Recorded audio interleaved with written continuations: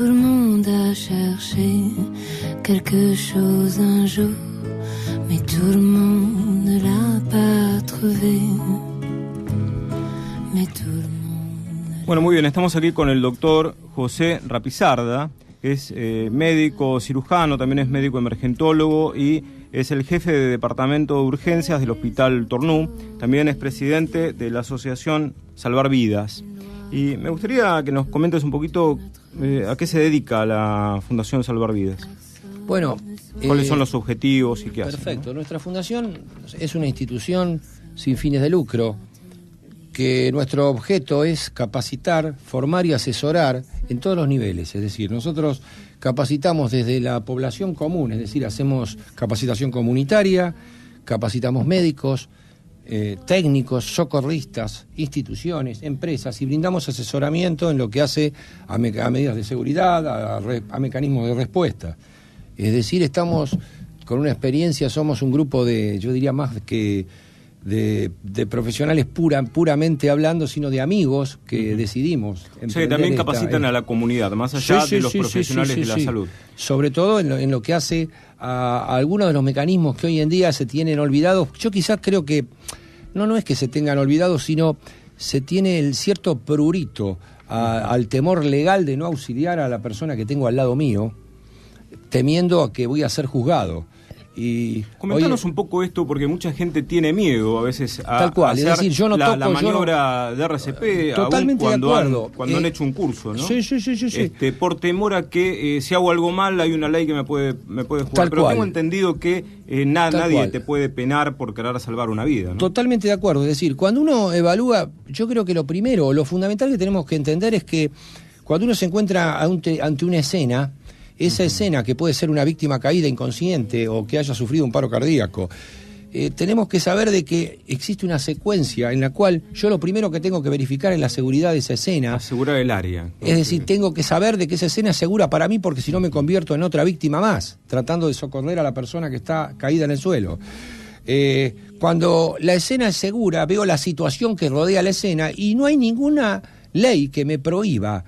De hecho, en las comunidades internacionales se está generalizando el RCP, como así también se está generalizando el uso de uno de los aparatos más simples de usar, porque es prácticamente autodidacta, me está manejando la cosa, que es el desfibrilador automático. Es decir, nosotros en nuestro país y en el particular, en el gobierno de la ciudad, o sea, a nivel de Cava de la ciudad de Buenos Aires, existe la ley 4077 que está obligando a la colocación de desfibriladores, y sabemos muy bien que esa cobertura a través de desfibriladores en espacios públicos, en espacios de reunión de personas, todavía no está completo el tema, ¿no? sobre ese asunto.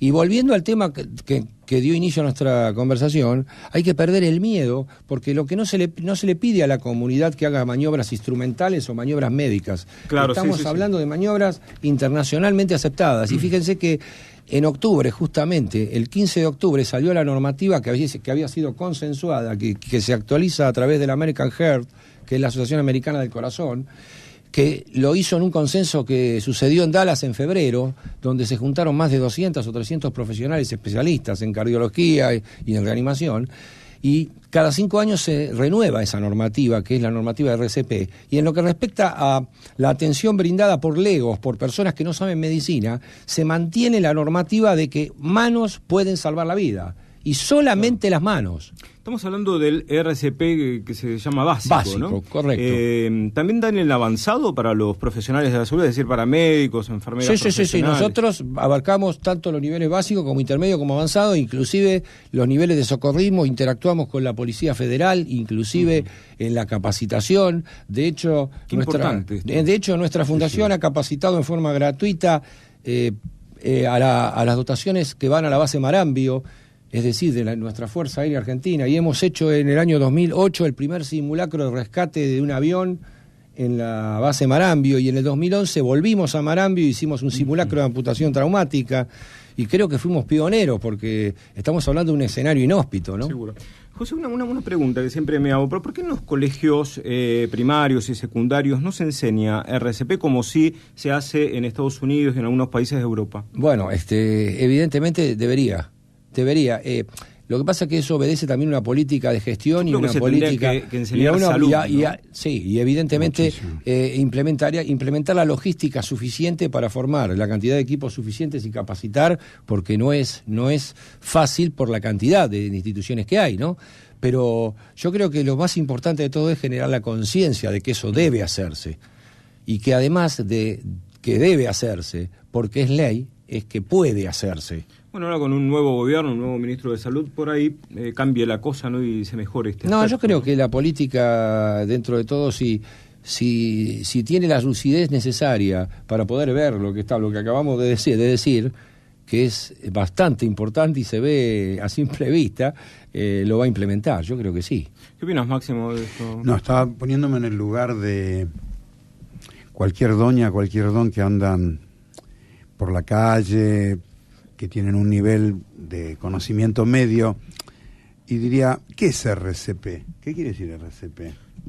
Reanimación cardiopulmonar. Sí, correcto. Reanimación. Es reanimación, y en realidad está mal denominado, Máximo, porque tendría que ser RCP-C, y ahora explico por qué.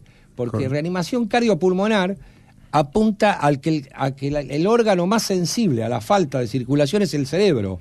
Por lo tanto, sería hasta correcto hablar de RCP-C.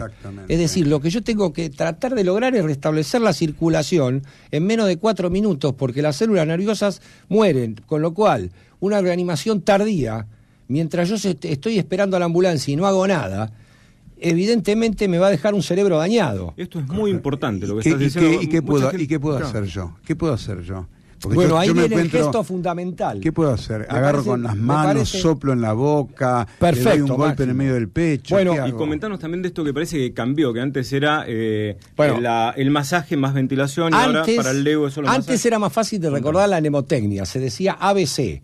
A de vía aérea, B del inglés breathing, que sería ventilación, y C era circulación. Hoy, ya desde el año 2010 estamos hablando, y aún no, y en el 2015 no ha cambiado esa secuencia, se habla de CAB, es decir, circulación, vía aérea si usted está capacitado, ¿sí? Y la secuencia quedó invertida. Pero aún así, más fácil todavía, la persona común se ha comprobado que es más eficiente realizar solo compresiones, es decir, se habla de solo con las manos. Si ustedes se fijan, incluso en internet, en todos lados, está bien marcado, solo con las manos. Sus manos pueden salvar una vida. Y respondiendo a la pregunta que me decía Máximo, justamente, ¿qué significa? Significa que si yo me encuentro con la víctima que no me responde, que está inconsciente, yo ya la considero muerta. Exacto. Entonces, si yo la considero muerta, cualquier maniobra que yo realice no es punible si yo la realizo según la normativa internacional, que es solo con la mano, comprimo el pecho. Pero hay un tema que siempre la gente olvida. La gente olvida porque evidentemente siempre sucede el hecho de que se tiende a criticar la tardanza de la llegada de la ambulancia, por ejemplo. Bueno, con el tránsito que hay en la capital federal, la ambulancia, yo que he trabajado muchos años en lo que es emergentología, te digo, menos de 15 minutos. ¿No? Es correcto, muchas veces con sirena y subiéndote las veredas. No siempre es así, de acuerdo a los lugares hay una variable. Bueno, pero yo me refiero que lo primero que hay que hacer... Que la gente esté capacitada es fundamental. Es fundamental, pero tiene que estar capacitada para algo... Cuando hacía emergentología llegábamos con un móvil de alta complejidad, con el bolso de vía aérea, el electro, el line, todas las cosas, te encontrabas con un muerto, siempre. Totalmente, el 90% de los casos, y un montón de gente alrededor. Yo he trabajado en una prepaga de primerísimo nivel, y te encontrabas con el muerto y alrededor abogados, arquitectos, ingenieros, nadie sabía hacer RCP. Sí, totalmente. Todos llorando. Entonces, ¿qué hacíamos? Hacer masajes desfibrilados, ¿no? Como parte de... Es que justamente... Como un show. El consenso... el consenso mediático... Lo mediático muchas veces no sirve para nada, pero yo quiero que de esta conversación nos quede a todos y le quede a la audiencia algo muy claro.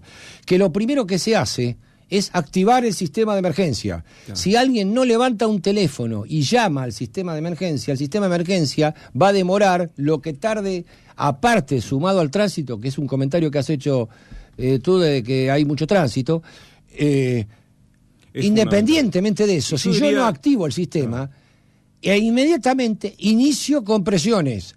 hasta que llegue la ambulancia. Yo siempre le recomiendo a la gente, que también damos cursos de RCP, decirle a otra persona, llama al 107. Cuando se hace eso... paralelamente, si podés, aparte de llamar al 107, llama al sistema de emergencias de la prepaga, ya sea emergencia, vital, bueno, ayuda, pero ahí viene un tema, porque también se puede prestar a la confusión. Te cuento porque yo trabajaba en los móviles de alta complejidad de Medicus. Nosotros llegábamos... Y muchas veces estaba SAME antes de llegar. Muchas veces llegábamos nosotros primero.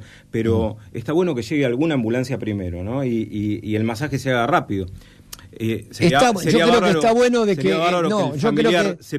yo creo que está bueno que doña Rosa o doña Pepa, que está al lado y lo ve caer, que eso se llama paro presenciado, sea el que inicie la reanimación y sea el que inicie la cadena de llamadas, antes de que venga la ambulancia. Y respecto a los números, quiero aclarar algo, porque vos has comentado los sistemas privados, los otros sistemas. Internacionalmente se pueden establecer números, como sucede, por ejemplo, en España con el 061, o con otros países que tienen adoptado otro número, como el 112, por ejemplo. Pero en nuestro país, independientemente de eso, el número clave es el 107. Claro. Porque el 911, ustedes llaman al 911, y el 911 es emergencias en general, con lo cual lo va a comunicar la policía, lo puede comunicar cualquier otro intermediario, y ese intermediario son minutos que pasan. Totalmente. Doctor, una pregunta, acá hay una cámara que te está tomando, ¿no? ¿Cómo se hace el masaje cardíaco? ¿Le podemos explicar a la audiencia? Sí, es muy simple. Es fundamental que la gente sepa que el paciente tiene que estar en el piso.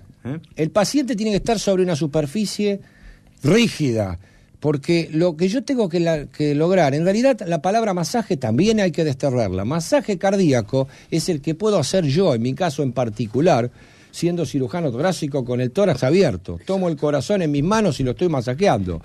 Lo que se hace es compresión torácica. Lo que estoy haciendo es suplir la falla de bomba, porque la bomba cardíaca se puede parar de dos grandes maneras. O se para en lo que se denomina asistolia, que significa que es un corazón flácido, como un flan, y no tiene capacidad de cumplir su función de bomba, o se para en lo que se denomina fibrilación ventricular, que es una forma insuficiente de bombear sangre. Claro. Tanto una como otra, inicialmente lo que yo necesito es suplir la función de bomba. Significa que con colocar mis manos cruzadas sobre el centro del esternón, sin demasiado detalle anatómico como se hacía en otra época, que se decía 2 traveses de dedo, la gente no sabe anatomía. Entonces lo que hay que enseñarle es coloque la mano sobre el pecho en forma cruzada, con los brazos directamente extendidos, claro, y deje caer su peso de 4 a 5 centímetros y suelte y vuelva a comprimir. Ahí está, a la altura de las tetillas. Entre la línea intermamilar. Y comprima hasta que llegue el auxilio. La frecuencia, doctor, 100 por minuto. Lo habitual es que se ejerza un ritmo claro. Se han hasta elaborado hasta ritmos propios. Por ejemplo, se tomó la música de Fiebre de sábado a la noche y se la tomó como ritmo para decir, bueno, es tac, tac, tac, tac, tac. Después se tomó la marcha de San Lorenzo también. Hoy en día, evidentemente, usted se tiene que comprimir a una frecuencia lógica que sería más o menos de este tipo y no dejar de parar hasta que venga alguien, ¿sí? Y después yo decía que existía otra muerte, que era la muerte en la cual el corazón no bombeaba por otra razón, que era la fibrilación, cuando dejaba de latir y de cumplir su función de bomba. Claro. Esa, en un 70, un 80% de los casos, en personas jóvenes, se revierte cuando tengo un desfibrilador a mano. Entonces no debemos olvidarlo. Sería bueno que todas las empresas contaran con esto. Sería muy bueno. Claro.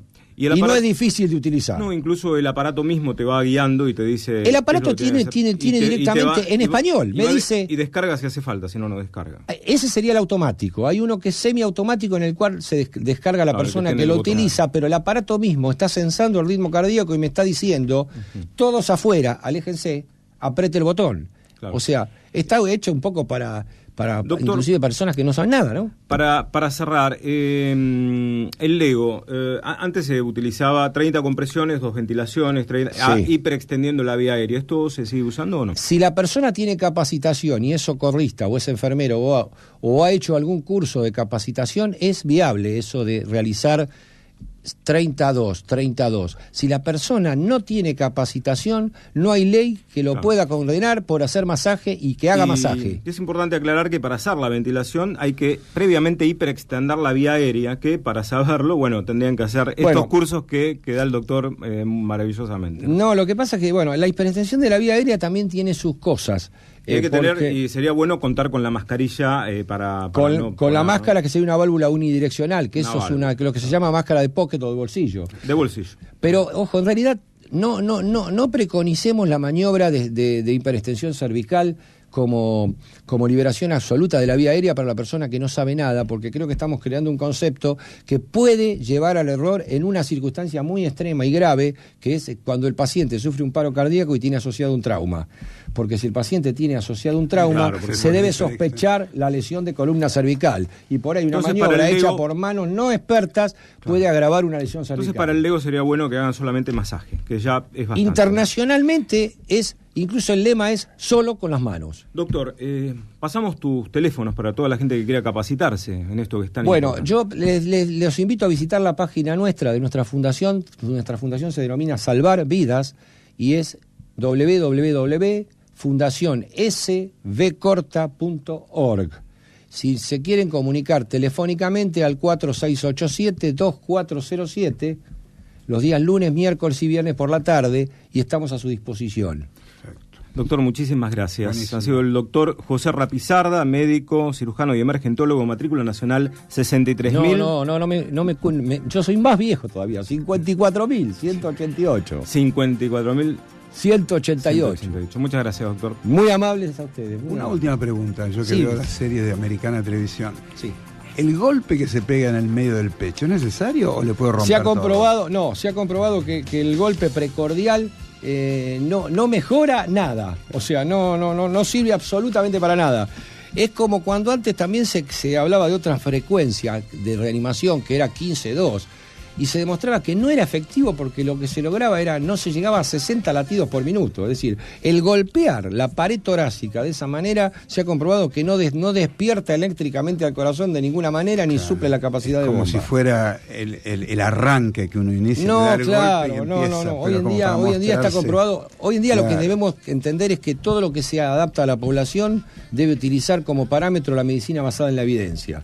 Lo que no sirve y no es comprobable en medicina y casuística basada en que tal o cual método es mejor que el otro, demostrado en tal cantidad de casos, no se aplica. No se aplica, no se agregan cosas complicadas. Quedó clarito. El doctor José Rapizarda. Muchas gracias, Muchas gracias. muy amables.